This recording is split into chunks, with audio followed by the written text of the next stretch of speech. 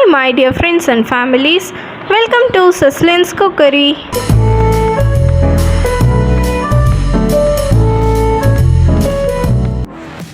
இன்னைக்கு நம்ம பார்க்க போகிற ரெசிபி ஆப்பம் மட்டன் ஸ்டியூ. இந்த மட்டன் ஸ்டியூ வந்து ஆப்பத்துக்கு, பூரி, சப்பாத்தி, புலாவ் ஐட்டம்ஸ் எதுக்குனாலும் வந்து நல்லாயிருக்கும். இதில் ஆப்பத்துக்கு வந்து ஒரு டாப் நாச் காம்பினேஷன். ஒரு ரெஸ்டாரண்ட் ஸ்டைலில், ஒரு ரெஸ்டாரண்ட் டேஸ்ட்டில் இந்த ஸ்டியூ வந்து நான் எப்படி பண்ணுறதுன்னு சொல்லியிருக்கேன். இந்த வீடியோவில் ஒரு சாஃப்டான ஆப்பத்துக்கு நம்ம எந்த அளவில் வந்து மாவு ஆட்டணுன்றதையும், அந்த ஆப்பம் வந்து லாஸ்ட் ஆப்பம் வரைக்கும் சாஃப்டாகவே இருக்கிறதுக்கு என்னென்ன பண்ணணுன்ற டிப்ஸும் இந்த வீடியோவில் நான் கொடுத்துருக்கேன். கடைசி வரைக்கும் பாருங்கள். கண்டிப்பாக இதை வந்து ஒரு நாள் நீங்கள் ட்ரை பண்ணி பாருங்கள். ஆப்பம் ஸ்டியூ அவ்வளோ அட்டகாசமாக இருக்கும். இப்போது ஆப்பத்துக்கு எப்படி ஆட்டுறதுன்னு பார்க்கலாம். அதுக்கு முன்னாடி இதுவரை சஸ்லின்ஸ் குக்கரி பேஜை சப்ஸ்கிரைப் பண்ணாதவங்க ப்ளீஸ் சப்ஸ்கிரைப் பண்ணிக்கோங்க. அப்படியே பக்கத்தில் இருக்கிற பெல் பட்டனையும் கிளிக் பண்ணிக்கோங்க. அப்போ தான் நான் அடுத்தடுத்து போடுற வீடியோஸ் உங்களுக்கு நோட்டிஃபிகேஷனாக வரும். ஆப்பத்துக்கு வந்து 2 ஆழாக்கு பச்சரிசி,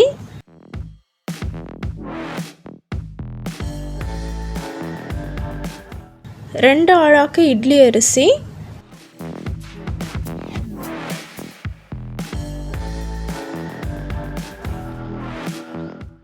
1 ஆழாக்கு உளுந்து, 1 ஸ்பூன் வெந்தயம். இதான் வந்து அளவு. இதை போட்டதுக்கப்புறமா ஒரு 3லேருந்து 4 தடவைக்கு நல்லா கழுவிட்டு தண்ணி ஊற்றி மினிமம் 2 மணி நேரம் ஊறினா போதும். 2 மணி நேரத்துக்கு அப்புறமா இதை ஆட்டி எடுத்துக்கலாம். அரிசி போட்டோன்னே நான் வந்து உப்பு போட்டுருவேன், கல் உப்பு. அது அதோடய சேர்ந்து ஆட்டிடும்ல, அதனால் இந்த அளவுக்கு ஆட்டினதுக்கப்புறமா இதை தோண்டி வச்சிடலாம்.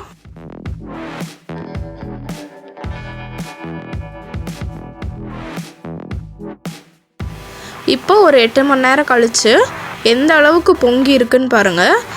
மாவை எப்பயுமே வந்து ஃபுல்லாக போட்டு கிண்டிடக்கூடாது. நமக்கு எவ்வளோ தேவையோ அவ்வளோ மட்டும் ஓரமாக எடுத்துட்டு அதை தனியாக தண்ணி ஊற்றி கரைச்சி எடுத்துக்கணும். ஃபுல்லாக போட்டு கிண்டிட்டிங்க அப்படின்னா இன்றைக்கி சுடுறதுக்கு நல்லாயிருக்கும். நாளைக்கு திருப்பி நீங்கள் அதை எடுத்துக்கும்போது பார்த்திங்கன்னா ஆப்பம் ஃபுல்லாக ஹார்டாக தான் வரும். எப்பயுமே ஃபுல்லாக போட்டு கிண்டாமல் ஓரமாக எடுத்து தனித்தனியாக எடுத்து கரைச்சிக்கிட்டிங்கன்னா ஆப்பம் கடைசி ஆப்பம் வரைக்கும் ரொம்ப சாஃப்டாக இருக்கும்.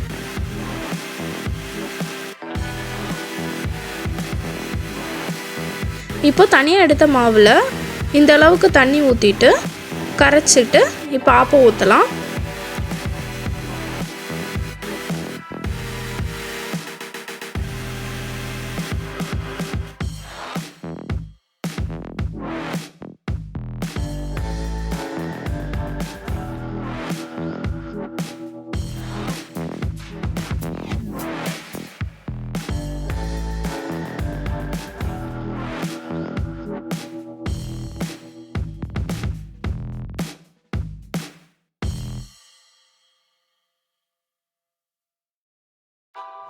பாருங்கள் எந்த அளவுக்கு சாஃப்டாக இருக்குன்னு.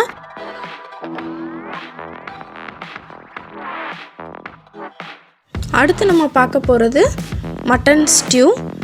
இந்த மட்டன் ஸ்டியூ பண்ணுறதுக்கு தேவையான இன்க்ரீடியன்ட்ஸ் என்னென்னு பார்த்துடலாம். மட்டன் 1/4 கிலோ, வெஜிடபிள்ஸில் கேரட் 1, பீன்ஸ் 4, பொட்டேட்டோ 1, கேப்சிகம் 1 எடுத்திருக்கேன். உங்களுக்கு காலிஃப்ளவர் கிடச்சா காலிஃப்ளவர், இது பட்டர் பீன்ஸ் கிடச்சா போடலாம். எதுனாலுமே வந்து உங்கள் இஷ்டம்தான். அப்புறம் தக்காளி 1, வெங்காயம் ஒரு பெரிய வெங்காயம், இஞ்சி பூண்டு பேஸ்ட் 1 டேபிள் ஸ்பூன், பச்சை மிளகா 2, பெப்பர் பவுடர் 3 ஸ்பூன், பட்டை 1, ஏலக்காய் 2, கிராம்பு 2 எடுத்திருக்கேன். பிரிஞ்சி இலை ஒரு அரை இலை எடுத்திருக்கேன். முதல் தேங்காய் பால் வந்து 1 டம்ளர், 2வது தேங்காய் பால் வந்து ஒரு 3 டம்ளர் எடுத்துருக்கிறேன். ஒரு குக்கரில் மட்டன், உப்பு, பெப்பர் பொடி,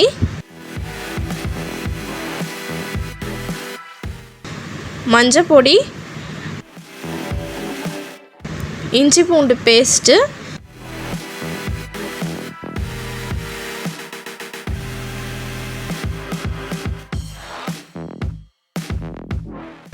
எல்லாம் போட்டுட்டு அந்த மட்டனுக்கு ஏற்ற மாதிரி தண்ணி ஊற்றிட்டு, நான் ஒரு 1.5 டம்ளர் தண்ணி ஊற்றிருக்கேன்.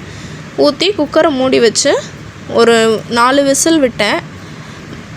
மட்டன் எப்படி இருக்கோ அதுக்கு ஏற்றாப்புல விசில் விட்டு எடுத்து வச்சுக்கோங்க. இப்போ மட்டன் ஸ்டியூ எப்படி பண்ணலான்னு பார்க்கலாம். இப்போ ஒரு குக்கரில் தேங்காய் எண்ணெய் ஊற்றிக்கிட்டு, மோஸ்ட்லி இந்த ஸ்டியூ வந்து தேங்காய் எண்ணெயில் தான் பண்ணுவாங்க. தேங்காய் எண்ணெய் ஊற்றிக்கோங்க. அப்புறம் பிரிஞ்சி இலை, அப்புறம் ஒரு 2 சின்ன துண்டு பட்டை, 2 ஏலக்காய், 2 கிராம்பு, அப்புறம் கட் பண்ணி வச்சுருக்கிற பெரிய வெங்காயம் போட்டு நல்லா வதக்கிட்டு,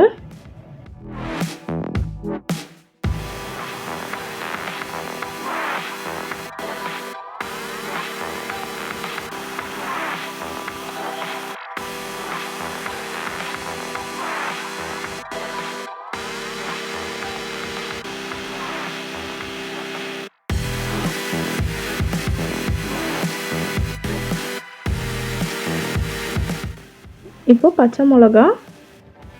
இந்த ஸ்டியூக்கு வந்து நமக்கு காரமே இந்த பச்சை மிளகாவும் பெப்பரும் மட்டும்தான். அதனால் எவ்வளோ காரம் வேணுமோ அதுக்கு ஏற்றாப்புல போட்டுக்கோங்க. பச்சை மிளகா போட்டு வதக்கி விட்டுட்டு,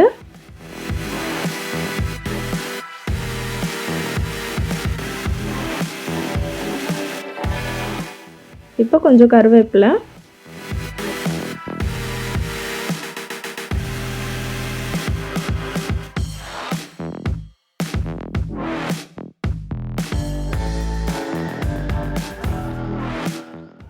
இப்போ கொஞ்சம் பொன்னிறமாக ஆனதுக்கப்புறமா கட் பண்ணி வச்சுருக்கிற தக்காளி போட்டு நல்லா மசிய வதக்கிக்கோங்க. இந்த ஸ்டேஜில் வந்து இஞ்சி பூண்டு பேஸ்ட்டு போடணும். நான் மறந்துட்டேன், அதனால காய்கறி போட்டதுக்கப்புறமா போட்டிருக்கேன். நல்லா வதக்கி விட்டுட்டு,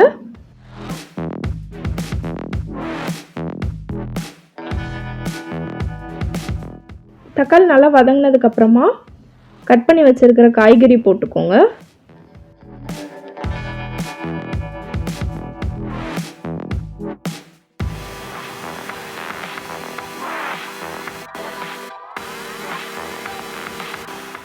எல்லாம் போட்டு நல்லா வதக்கி விட்டுக்கோங்க.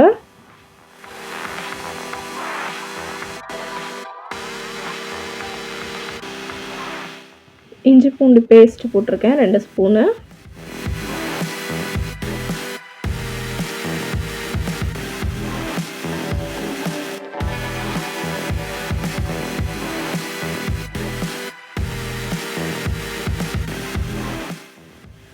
நல்லா வதக்கிட்டு,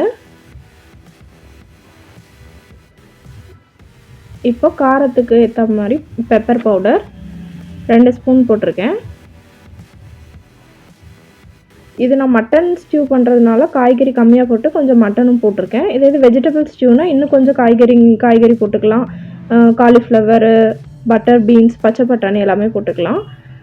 இது சிக்கன் ஸ்டியூனா மட்டனுக்கு பதிலாக சிக்கன் போட்டுக்கோங்க. இப்போ வேக வச்சு எடுத்து வச்சிருக்கிற மட்டன்,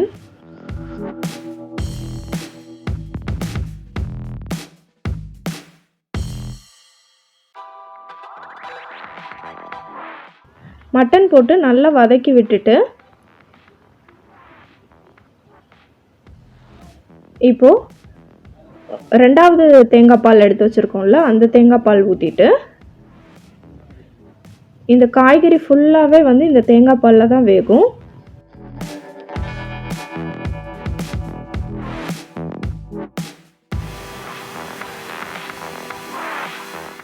நல்லா கிளறி விட்டுட்டு குக்கரை மூடி வச்சு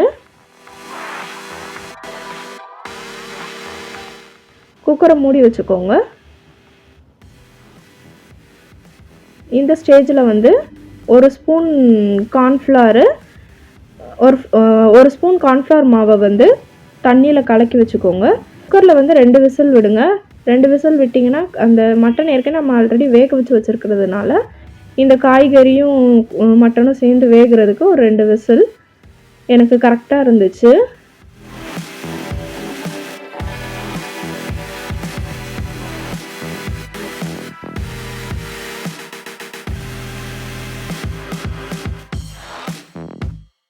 இப்போ ஓப்பன் பண்ணி கொஞ்சம் லைட்டாக கொதி வந்ததுக்கப்புறமா இந்த கார்ன்ஃப்ளவர் தண்ணி நம்ம கலக்கி வச்சுருக்கோம்ல அதை போட்டுக்கோங்க.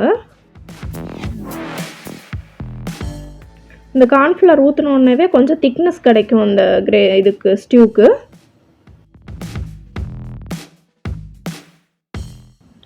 இப்போது முதல் தேங்காய் பால் ஊற்றிட்டு ரொம்ப நேரம் கொதிக்க விடக்கூடாது.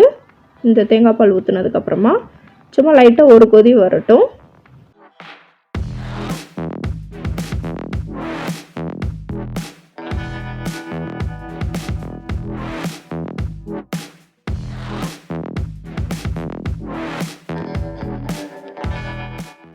இப்போ இந்த ஸ்டேஜில் உப்பு காரம் எல்லாம் பார்த்துக்கோங்க.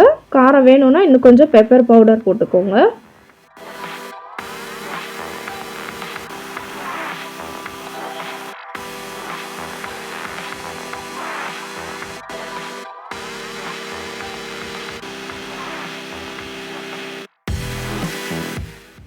நல்லா வதக்கி விட்டுட்டு கொத்தமல்லி இலை போட்டு இறக்கிற வேண்டியதான்.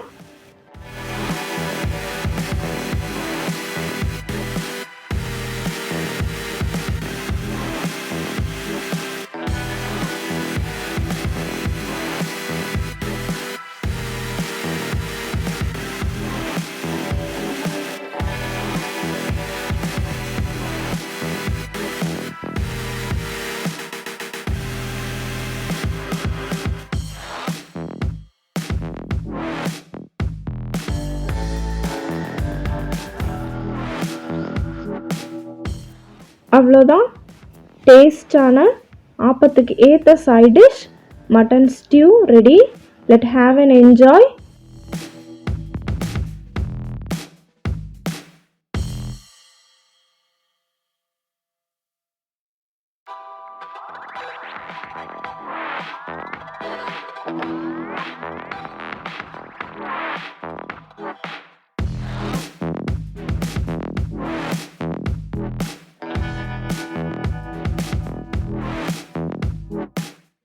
இந்த வீடியோ பிடிச்சிருந்துச்சுன்னா லைக் பண்ணுங்கள். மறக்காமல் சிஸ்லின்ஸ் குக்கரி பேஜுக்கு சப்ஸ்கிரைப் பண்ணுங்கள். தேங்க்யூ.